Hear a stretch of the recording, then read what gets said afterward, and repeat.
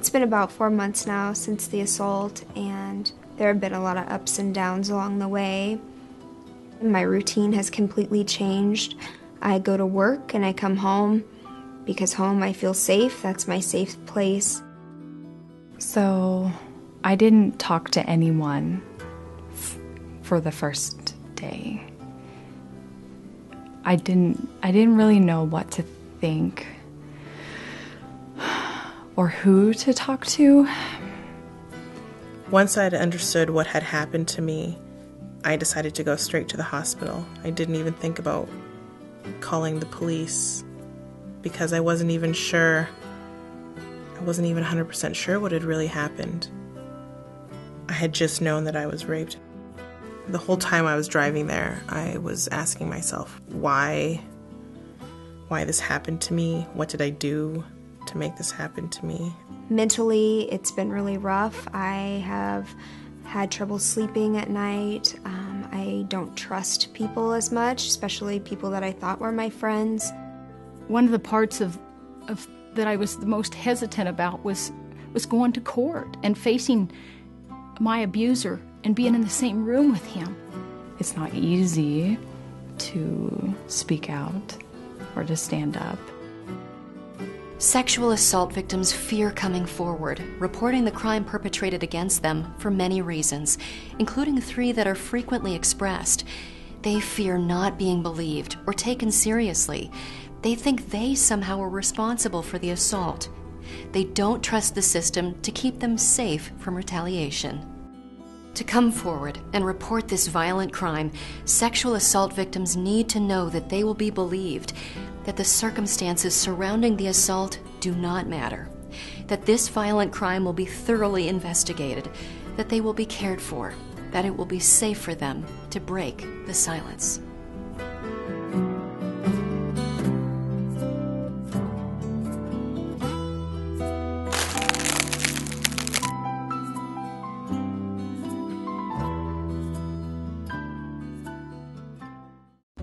About every 2 minutes, someone in the United States, either female or male, is sexually assaulted. That's nearly 210,000 persons every year, more than the population of St. Paul, Minnesota. Throughout America, nearly 1 in 5 women and 1 in 71 men have been sexually assaulted at some time in their lives. In Indian country, the problem is even more acute. I'm sure that a lot of people have heard a lot of the statistics regarding Native Americans. 1 out of 3 Native American women will experience sexual violence in her lifetime. We do see it in families across generations. Happens to a grandma, to a mom, to a grandchild. And the perpetrator is a grandfather, a father, a brother, a cousin.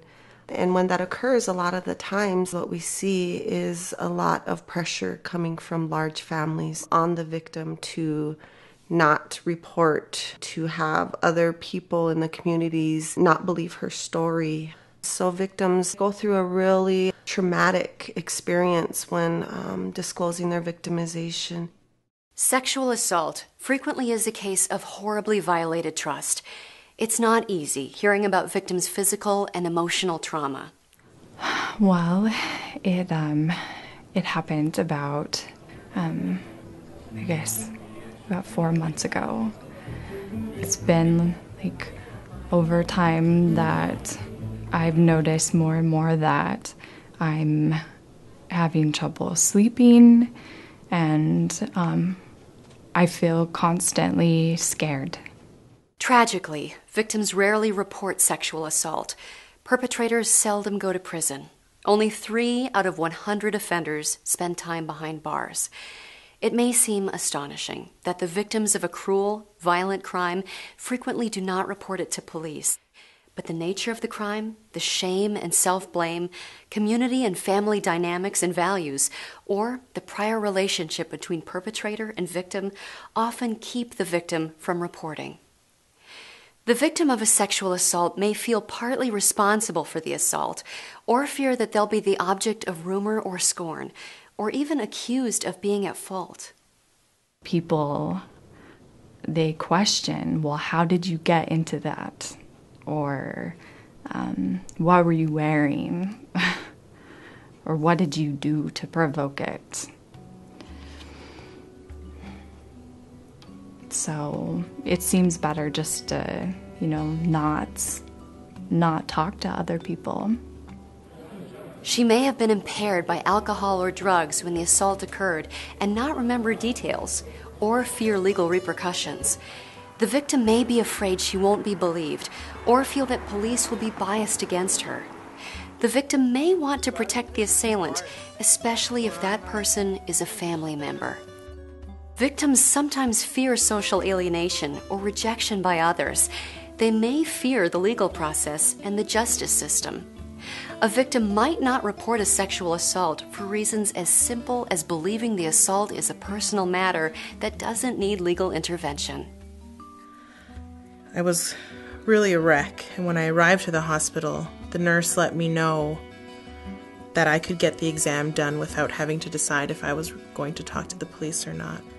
Kelly, she was the advocate assigned to me, was really good at letting me know my options surrounding the exam, whether I wanted it or not, whether I wanted to report or not. Whether a victim reports a sexual assault, one thing is certain.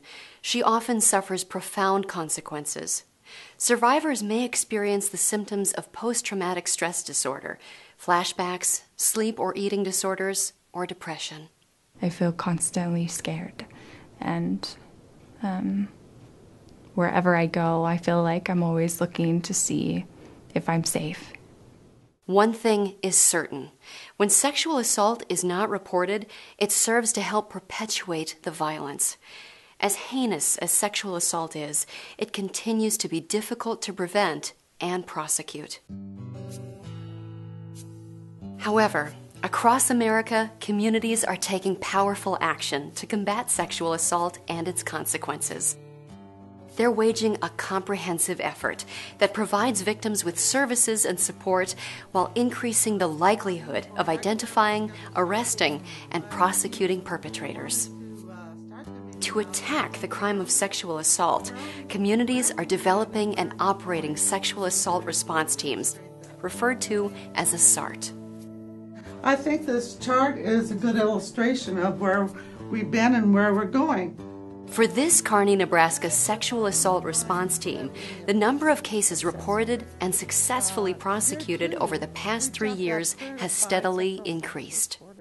And at first it scares you that we're seeing the increases, and in many places people would be concerned that that would be a problem, instead of recognizing that we're seeing that increase in numbers because victims are more comfortable coming forward and asking for help because they know they're going to get that coordination of services.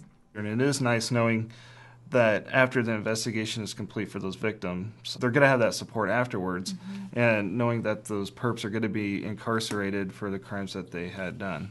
A sexual assault response team brings together professionals from disciplines on the front lines of responding to sexual assault. Their purpose is to focus and coordinate everyone's efforts. Police officers, victim advocates, prosecutors, sexual assault nurse examiners, and representatives from crime or forensic labs collaborate to intervene and care for the sexual assault victim and to investigate and prosecute the crime. It's nice to have a cohesive team that's working so well, and what I'm really seeing is that as we all get on board, we're having better evidence that's getting collected, and so that makes my job a lot easier. As a prosecutor, one of the biggest things that I need for my job is evidence. The evidence that's coming to me is well documented, which is so important, because if a victim speaks out right away and knows who to go to, the better evidence collection that we can get. And so it helps me to be able to come to the case and come to the court and be able to seek justice with the case that I know that I can win, and I want that justice for that client. As a counselor, having this team has made such a difference in my confidence level in dealing with the sexual assault. And I feel like the people that become involved are gaining more confidence in our whole process as they find out about the SART team and understand that we're working as a group for this community. As an advocate, it's very important for the victims to have trust of the team. And I think that really starts here with us. Our team has been able to build trust with each other, and I think that comes across to the victims when we're working with them. If they don't trust the system, they're not very likely to go forward, and we probably wouldn't have as many successful prosecutions. So I think it's a SART focuses on 5 key goals. First, to provide the best possible victim-centered response to sexual assault victims. Second, to hold offenders accountable. Third, to mitigate the effects of sexual assault on victims and their loved ones. Fourth, to protect victims from further harm and increase community safety. And fifth, to prevent circumstances that can further victimize the victim, such as community resources slow to respond to the crime or seemingly indifferent to its effects on the victim. I'm a sexual assault nurse examiner. I've been doing sexual assault exams for close to 8 years. I was one of the first SANEs that was trained here at Rosebud. When I was first asked to do this, I wasn't really sure I wanted to, for personal reasons, because I was a victim at one time. I was sexually assaulted. I was a victim of domestic violence. I wasn't sure I could deal with it emotionally, but I then started seeing that it was more important to provide that to the community and to the victims because I was a victim at one time. I know what it was like. And I didn't report at that time because I didn't think anybody would believe me. Once my perpetrator was arrested, people in the community started piecing together the story. And that was really hard because, with such a small community, we had acquaintances in common. And as more and more people learn about what had happened, they feel like they had to take sides. Hola, Jaime. ¿Cómo estás? Yeah, es la Marcela. I no longer have a lot of people in my life who weren't supportive of me. Oh, Miguel is coming. I think Terry's going to be here. Jennifer might come. She said she might bring the kids. But the ones who are in my life help me get through this and help me continue to go through all the way up to the trial. It's just your second right. Besitos. Ciao. The National Institute of Justice has found that in communities with a SART, victims become more likely and willing to report an assault. When the first officer arrived at the scene, I was scared, but she really helped me through this, and she just gave me this sense of calmness and safety. I can see that you already have supporters, okay? Right here, your friend. Okay, I'm here. A SART benefits the community, but it's the experience of victims a SART has served and of the SART members who contribute their commitment and expertise to the team that best communicate the program's value. I think I am making a difference. I think the hardest part of what I do, the most challenging part of what I'm doing right now is being an expert witness because I'm a member of this community, and sometimes I have to testify in situations where I wish I didn't have to be there because I am close to some families, but I know that everybody has a right to their own safety, their own boundaries of their body. Nobody has a right to violate that. A SART will not necessarily handle any 2 sexual assault cases in exactly the same way. The circumstances of an assault, the victim's wishes, local and state procedures and protocols, and many other factors govern how a SART and the legal system approach each case. They checked in on me even maybe when I didn't want them to, but always gave me that choice and made referrals for me to counseling, which I had been partaking in. Working as a team, SART members perform certain fundamentals throughout the course of a sexual assault investigation and prosecution. It's been a while since the assault, and I wanted to make sure that you're doing okay and that you have all the resources that you need in order to just really make sure that you're taking care of yourself. Can you tell me how you've been doing? I've had my ups and downs, and it's just been hard, but I feel like I'm kind of getting back to normal now, whatever that is. I think that's hard, too, to find because it really is a new normal, and you have to adjust your life and everything that you do according to who you are now. Do you have any questions about the trial that I can answer? Well, I'm really nervous about what it's going to be like.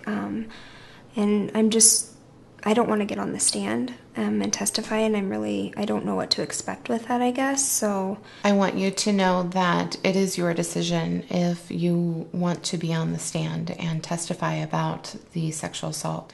One thing that we can do is sit down with the prosecutor and talk about that experience so that you feel more comfortable about what's going to happen. Can you give me advice on what to do or how to help me answer questions and things like that, or? I can't give you advice about what to do, but I can be there with you every step of the way. Okay. I guess one question I had is, will that guy be there? The perpetrator? Yeah. He will be there because it is his trial, but you won't have to interact with him, and you don't even have to look at him if you don't want to. If it makes you feel safe, you can look at me the entire time. That would probably help, I think. A community SART is a powerful and proven program for combating one of the most damaging of violent crimes. Any one of several different professionals can take the lead. Hello, my butt's okay. I would just like to encourage anybody with the thought of establishing a SART team to move forward with it. You know, if law enforcement is willing to be that person to facilitate SART, that's great. If it's medical staff who are identifying that they are seeing a lot of sexual assaults come through the ER or through their medical services, you know, that's great too. So all it comes down to is just people wanting to make a difference, people wanting to change the way we view sexual assault and let other people know in the community that we are not going to stand for this anymore. By establishing your SART, you are going to be able to hold more people accountable for sexual assault. And that's what's important. That's where the change begins, is holding people accountable. If your community doesn't have a SART, now is the time to start one. The Office for Victims of Crime, or OVC, provides a free, comprehensive toolkit that will guide you through developing and operating a successful SART. Just point your browser to the URL on your screen to access the toolkit, or type SART Toolkit in your favorite search engine. The OVC SART Toolkit is also a great resource to help with developing SART social marketing and public awareness campaigns. The Office on Violence Against Women has partnered with the Tribal Law and Policy Institute to provide a SART development resource guide for tribal communities that want to start and operate a SART. Download the guide at tribal-institute.org. Your state may also offer guidance and assistance for developing a SART. Check with your state's Attorney General's office or other state-level judicial or law enforcement agency. The sexual assault rate in this country remains far too high. In fact, even one sexual assault in a community is an assault on the entire community. It needs to be vigorously investigated and prosecuted. The victim thoughtfully and thoroughly cared for. A sexual assault response team is a proven tool for aggressively addressing the crime of sexual assault and caring for the victim. If your community doesn't have a SART, start one. If you have one, promote it. Make the community fully aware of what the SART is and how it works so that everyone, and especially sexual assault victims, both actual and potential, understand that they are not alone and not on their own. Help break the silence that too often surrounds and perpetuates sexual violence. Let your voice be heard so that a victim's voice can and will be heard.